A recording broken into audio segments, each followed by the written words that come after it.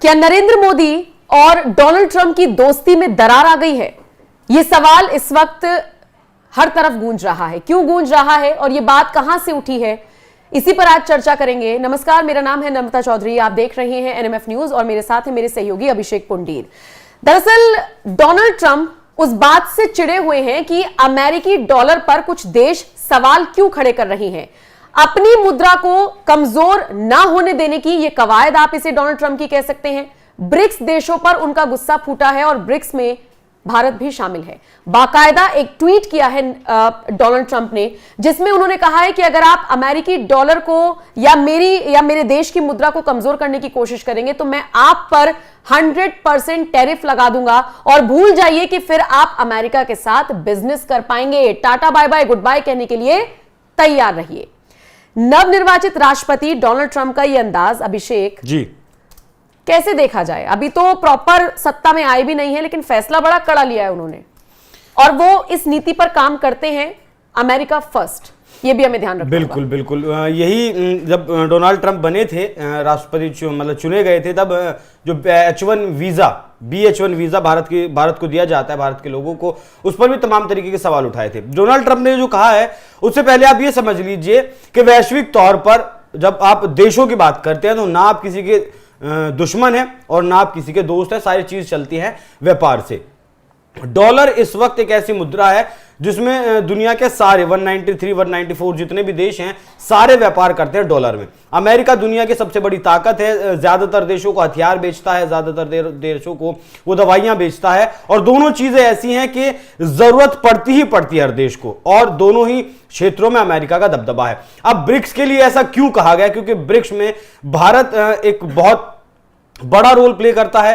5 देश जो इसमें हैं उनकी अगर मैं आपको बताऊं तो जनसंख्या के लिहाज से इन देशों के पास दुनिया की 40% जनसंख्या है और लगभग 28 ट्रिलियन डॉलर की इनकी अर्थव्यवस्था है। 2023 के ये आंकड़े हैं। इन देशों ने मिलकर एक बैंक भी बनाया है। जिस तरीके से आपका वर्ल्ड बैंक है या फिर IMF है जो दुनिया के देशों को कर्जा देता है, जिस तरीके से IMF से पाकिस्तान लगातार अपना कटोरा उठाकर भीख मांगने की कोशिश कर रहा है, लेकिन IMF अपनी शर्तों पर देता है। ब्रिक्स का भी मेंबर बनने की पाकिस्तान ने कोशिश की, टर्की ने भी कोशिश की, लेकिन कहा गया कि भारत ने अड़ंगा लगा दिया। खैर वो एक अलग बात है। लेकिन जो डोनाल्ड ट्रंप का ये ट्वीट आया है क्योंकि व्यापार अमेरिका का प्रभावित होगा अगर ब्रिक्स देश अपनी अलग करेंसी बना लेते हैं। उसमें वो व्यापार करते हैं, 40% जनसंख्या है देखिए, और 28 ट्रिलियन डॉलर की अर्थव्यवस्था इन देशों की है, और ब्रिक्स प्लस ये देश हो चुका है। मतलब हर साल लगातार इसमें देश जुड़ रहे हैं। 20 और ऐसे देश हैं जो जुड़ गए हैं। सबसे बड़ा कारण है जो न्यू डेवलपमेंट बैंक बनाया है, जिसकी इन देशों ने 100 अरब डॉलर से सिर्फ शुरुआत की थी। तो मतलब किसी भी देश को ये कर्जा देने में सक्षम है। कर्जा देंगे तो ब्याज भी आएगा, वो बढ़ेगा भी। मतलब 20-20 अरब डॉलर इन 5 देशों ने मिलकर लगाया था। अब इसे एक उदाहरण से समझिए। रशिया के ऊपर बैन लगाया हुआ है अमेरिका ने, हाँ, हर तरीके के रेस्ट्रिक्शन लगाए हुए हैं, और भारत पर भी दबाव बनाने की कोशिश की गई कि आप रशिया से तेल मत खरीदिए। लेकिन भारत ने कहा कि अगर मुझे सस्ता तेल मिल रहा है तो मैं सस्ता तेल खरीदूंगा। इसमें मेन जो बात थी, गौर करने वाली बात जो थी, भारत ने रुपये में व्यापार किया रशिया के साथ। मतलब भारत ने जो तेल खरीदा रूस से, उसका पेमेंट रुपये में किया। अब वो रुपया तो रशिया के किसी काम का नहीं है, भारत में रुपया चलता है, किसी और देश में रुपया चलता नहीं है, तो वो भी एक अकाउंट भारत के बैंक में रशिया ने अपना खुलवाया। वो सारा पैसा वहीं जमा होता रहा। जब वो पैसा बहुत ज्यादा हो गया तब दोनों देशों के बीच बातचीत हुई, अब इस पैसे का क्या किया जाए। रूस के तो किसी काम का पैसा है नहीं। अब रूस जंग में है यूक्रेन के साथ, तो उसे छोटी छोटी चीजें चाहिए, जैसे सेमीकंडक्टर चाहिए, चिप्स चाहिए। अब ये डुअल यूज की चीजें होती हैं। आप इन्हें किसी इलेक्ट्रॉनिक गैजेट में भी लगा सकते हैं, आप इन्हें अपने मिसाइलों में भी लगा सकते हैं, आप इन्हें अपने जो युद्धक जितने भी सामान हैं उनमें लगा सकते हैं। तो भारत ने, आप ये समझिए, भारत दूसरा सबसे बड़ा देश बन गया जो एक्सपोर्ट कर रहा है रशिया को इलेक्ट्रॉनिक गैजेट्स, इलेक्ट्रॉनिक सामान। हालांकि अमेरिका ने इस पर आपत्ति भी जताई थी कि आप सामान क्यों बेच रहे हैं। तब भारत ने कहा था कि भाई हम ये डुअल यूज की चीजें हैं, हमारा काम है देना, उसने हमसे मांगा तो वो किस चीज इस्तेमाल कर रहा है हम नहीं जानते इस बारे में। तो वो रुपया वहां एडजस्ट हो गया। हमने तेल खरीदा, वहां भी हमने डॉलर कमाया, उसके क्योंकि वो जो रिफाइन करके तेल हमने और देशों को भी बेचा, बांग्लादेश को भी बेचा, और जो हमारे पड़ोसी देश है नेपाल है उसे भी बेचा। और जो मिडिल ईस्ट की कंट्रीज हैं उन्हें भी हमने वो तेल बेचा, तो वहां भी पैसा कमाया। और उस पैसे से रूस ने हमसे सामान खरीदे, इलेक्ट्रॉनिक सामान खरीदे, वहां भी हमने पैसा कमाया। तो कहीं ना कहीं जो 40% जनसंख्या इन देशों की है, 5 देशों की, वो प्रभावित कर रही है अमेरिका के व्यापार को। इसीलिए मुझे लगता है कि डोनाल्ड ट्रंप ने कहा है कि ये नहीं चलेगा, ये हम नहीं होने देंगे। अगर ऐसा करेंगे तो 100% टैरिफ हम लगा देंगे।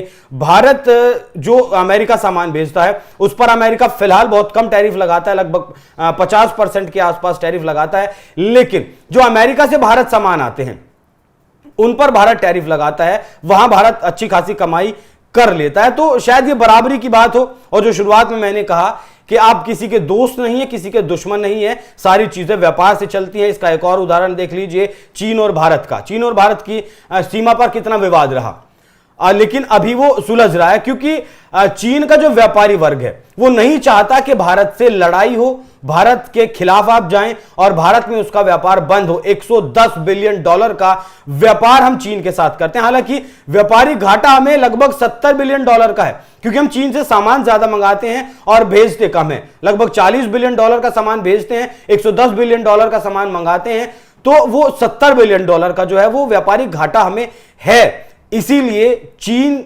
हमारे साथ युद्ध में नहीं आया। जो त्वांग में हुआ या फिर जहां हमारे सैनिक मारे गए थे वहां हुआ, वो हाथ से लड़ाई हुई। हथियारों से अब तक चीन के साथ 62 के बाद कोई लड़ाई नमता जी नहीं हुई है। तो ये बड़ा कारण है। आप दोस्त हैं परिस्थितियों के हिसाब से, दुश्मन है परिस्थितियों के हिसाब से। ठीक है, लेकिन ट्रंप ने अपने ट्वीट में यह भी कहा है ब्रिक्स देशों के लिए कि अगर आपको इतना दिमाग लगाना है तो आप किसी और मूर्ख को खोज सकते हैं। मुझे यह जानना है कि ब्रिक्स देशों की तरफ से ऐसी कोई भी पहल की गई है कि हमें अमेरिकी डॉलर से इतर जाकर अपनी कोई करेंसी क्रिएट करनी है, या भारत की तरफ से कोई ऐसा स्टैंड आया जिस पर ट्रंप का ये रिएक्शन है? अभी रशिया के कजान शहर में जो ब्रिक्स का आखिरी सम्मेलन हुआ था, शिखर सम्मेलन जो हुआ था, उसमें इन देशों ने अपनी करेंसी लॉन्च की है। हालांकि उस पर मोहर नहीं लगी है, वो अभी काम में नहीं लाई गई है, लेकिन इन देशों ने उस पर चर्चा की।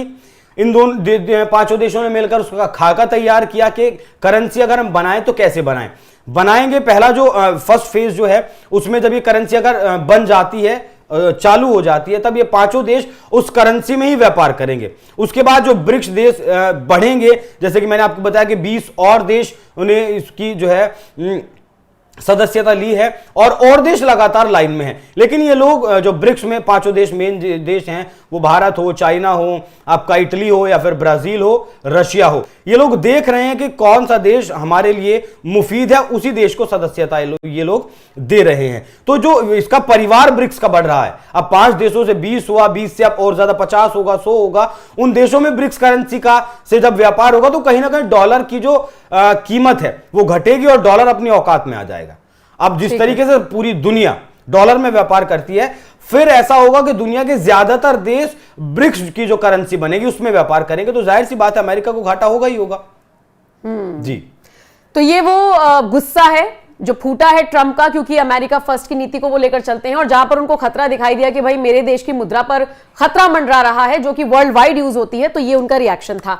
बाकी एक्शन का रिएक्शन दिखा, लेकिन अब ब्रिक्स देशों का इस पर क्या रिएक्शन होगा, क्योंकि आप बता रहे करेंसी लॉन्च हो गई है, आगे बढ़ते हैं, या ट्रंप की इस धमकी, मैं तो धमकी कहूंगी, धमकी का असर कुछ होगा? धमकी का असर ममता जी कुछ होने वाला नहीं है, क्योंकि अमेरिका भले ही इस वक्त टॉप पर है अर्थव्यवस्था के मामले में, लेकिन जो 5 देश है, जो ब्रिक्स में 5 देश हैं, वो भारत है, चाइना है, रशिया है, इटली है, ये सब ब्राजील है, ये सब बढ़ती हुई अर्थव्यवस्था है। ऐसा नहीं है कि इनकी अर्थव्यवस्था घट रही है, ये सारी बढ़ती हुई अर्थव्यवस्था है। यही कारण है कि अमेरिका की तरफ से लगातार अडानी पर हमले किए जा रहे हैं, क्योंकि अडानी ने एक ट्वीट कर दिया था डोनाल्ड ट्रंप के समर्थन में कि भाई जब आप सत्ता संभाल लेंगे तब मैं वहां कितना $2 बिलियन का, माफ कीजिएगा $10 बिलियन का व्यापार करूंगा आपके साथ, आपके प्लांट लगाऊंगा, और उससे लगभग 15,000 जो वैकेंसियां हैं वो भी 15,000 लोगों को रोजगार भी देंगे।